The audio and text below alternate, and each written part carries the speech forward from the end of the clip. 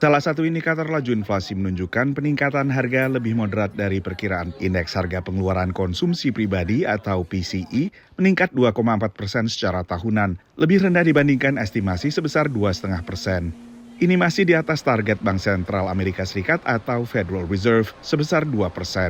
We saw numbers that were largely in line with expectations, but it's important to remember those expectations were for inflation numbers to be still elevated, to show continued signs of elevation, and to be well north of the Fed's preferred number of 2%.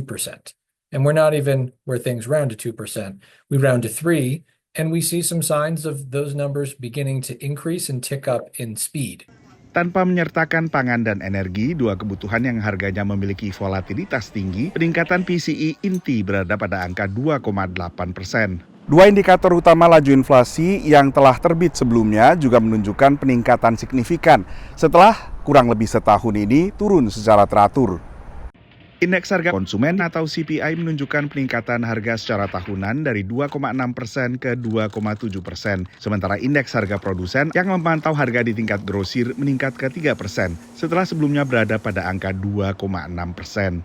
The Fed sendiri akhirnya tetap menurunkan kembali suku bunga acuan pada pertemuan terakhirnya untuk 2024. We see the risks as two-sided, moving too slowly and needlessly undermine economic activity in the labor market, or move too quickly and needlessly undermine our progress on inflation. So we're trying to steer between those two risks. And on balance, we decided to go ahead with a further cut. Tapi Bank Sentral akhirnya merevisi proyeksinya untuk tahun 2025 dengan kemungkinan 2 kali penurunan suku bunga, lebih sedikit dibandingkan proyeksi sebelumnya.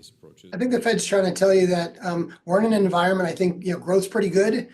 I think inflation is going to be higher than expected, and I think they're trying to signal to the market that things are an environment where they don't want to continue to stoke these kind of animal spirits, if you will, by lowering rates and really adding more risk to the market. I think the Fed gave us their view of what's going to happen in 2025. That's for 2 rate cuts from the dot plots.